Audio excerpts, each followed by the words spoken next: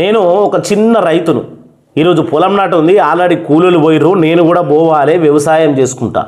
కానీ భారతదేశం గురించి కొన్ని బొద్దింకలు, భారతదేశం మీద ప్రేమ అనే ముసుగులో మొదలైన ఈ బొద్దింకలు ఏం చేస్తూ ఉన్నాయంటే, జంతర్ మంతర్ దగ్గర మొదలైనటువంటి నీట్ పేపర్ లీకేజ్ విషయంలో వీళ్ళు ధర్నా మొదలుపెట్టిండ్రు. ఎవరు? మన అభిజిత్, ఏదైతే మన సిజేపీ పార్టీ అధ్యక్షుడట కదా, ఆయన కాకరోజు పార్టీలకు అధ్యక్షుడు కదా ఈయనకు ఎవరు?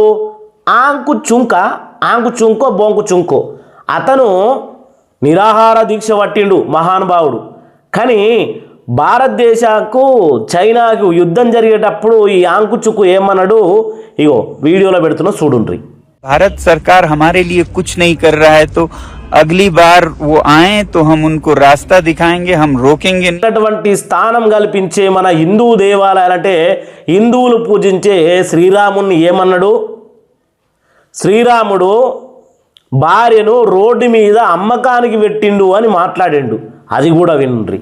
ये ऐसे राम निकले जो सीता को रावण से छुड़ा के लाए मगर घर नहीं ले गए, बड़ी बाजार में बिकने के लिए रख दिए. ఎవరు? ఇప్పుడు అఖిలేష్ యాదవ్ ఉన్నాడు యూపీ నుంచి.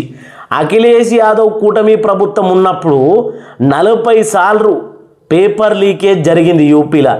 అప్పుడు ఏం చేసిన అఖిలేష్ యాదవ్? మీ మీద ఎవరు ధర్నా చేసిండ్రు? సరే, ఓకే, ఇది అనుకుందాం. మరి కాంగ్రెస్ అధికారంలో ఉండంగానే బొంబాయిలో పెద్ద పెద్ద బాంబులు వేసి పెద్ద పెద్ద బిల్డింగులు కూడా దొబ్బి 200 పైచిలకు మంది పానాలు దొబ్బేసారు. అప్పుడు ఏమైంది ఈ ధర్నాలు, ఈ కథలు, ఈ కార్ఖాన్లు? సరే, ఇంకట్లా చాలా పోని. అసలు జరుగుతుంది విద్యార్థుల కోసం నీటి పేపర్ లీకేజా లేకపోతే మతాల గురించా? ఆ కాక్రోచ్ పార్టీ ఆ స్టేజ్ మీద ప్రకాష్ రాజు మోనార్కా ఏం మాట్లాడుతూ ఉన్నాడు? నేను జై శ్రీరామనా ఇంకేదో పదం వాడిండు. నీ అవ్వ పొలంలో పని చేసుకుంటావు నాకేడొస్తుంది కానీ ఆ పదం వాడిండు. మరి అక్కడ జై శ్రీరామ్ ఎందుకు వచ్చింది? నువ్వు జై శ్రీరామనా అని శ్రీరాముని కించపరిచినావు. మరి జై శ్రీరామ్ బోలేంగే, జై సంవిధాన్ బోలేంగే, జై సంవిధాన్. అల్లా పాట పాడమని ఎవరు అన్నారా? నేను बस नाम रहेगा अल्लाह का जो गायब भी है అన్నప్పుడు ఈ కులమంత భేదాలన్నీ తీసుకొచ్చిండ్రు. దీన్ని భారతదేశం కాకుండా నేషనల్ ఛానల్లో వచ్చే విధంగా వైలేషన్ క్రియేట్ చేసిండ్రు మీరందరూ కలిసి. మీరందరూ ఎవరంటే అఖిలేష్ యాదవ్, టెర్రరిస్టులతో సంబంధం ఉన్నటువంటి వ్యక్తి. రాహుల్ గాంధీ ఆయన ఉన్నప్పుడు స్వయంగా టెర్రరిస్టులే భారతదేశంలో వాళ్ళ ఇల్లు కట్టుకొని సొంతంగా ఈడు ఉన్నారు. ప్లాన్లు చేసి భారతదేశంలో ఎక్కడెక్కడ బాంబులు పెట్టాలి, ఎవరిని చంపాలి, ఏం చేయాలని చెప్పి ఇక్కడనే Aadhaar card, ration card, pan card, బియ్యం కూడా తీసుకున్నారు పాకిస్తాన్ నా కొడుకులు. రాహుల్ గాంధీ అప్పుడు ఉన్నదోళ్ళు మన్మోహన్ సింగ్ ప్రధాని. ఇప్పుడు నరేంద్ర మోడీ హటావ్ దేశ్ బచావ్. మనకు మొన్న జరిగింది కదా ఆపరేషన్ సింధూర్.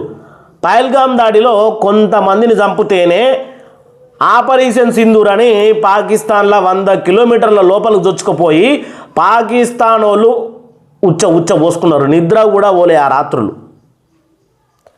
ఎంత సిగ్గుండాలి రవై మనకు. ఈ మత కల్లోలాలు పుట్టించి ఇది పుట్టించి గవర్నమెంట్ను కూలదొబ్బాలంటా ఉన్నారు కదా.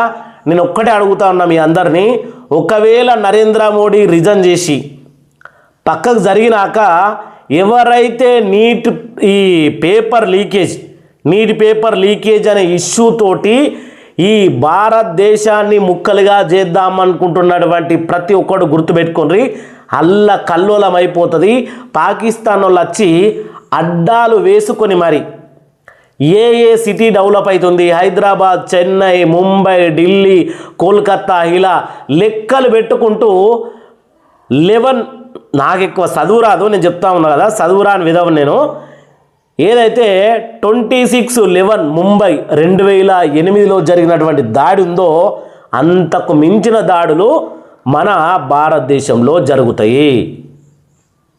వీళ్ళందరికీ ప్యాకేజీలు ముట్టినాయి కాబట్టి అసలు ఢిల్లీకి అంత దూరం వచ్చి 2 మాటలు మాట్లాడి మళ్ళా టక్కన హైదరాబాద్ వచ్చి ప్రకాష్ రాజ్ ఒక ఛానల్ ఇంటర్వ్యూ ఇస్తూ ఉన్నాడు. ఒరే అసలు నీకు పనిపాటు ఉన్నదిరా నాయన, డబ్బులు అకౌంట్లో పడ్డాయి కదా, దీని మీద మొత్తం టూర్ వేసుకుంటా ఉన్నావా? ఇగో ఇది కథ. ఇంకేదైనా ఉంటే నెక్స్ట్ వీడియోలో మాట్లాడుకుందాం. అందరికీ జై రైతన్న, జై జై రైతన్న. రైతును కాబట్టి ఇంతకుమించి ఏం మాట్లాడుతుంది మనకు?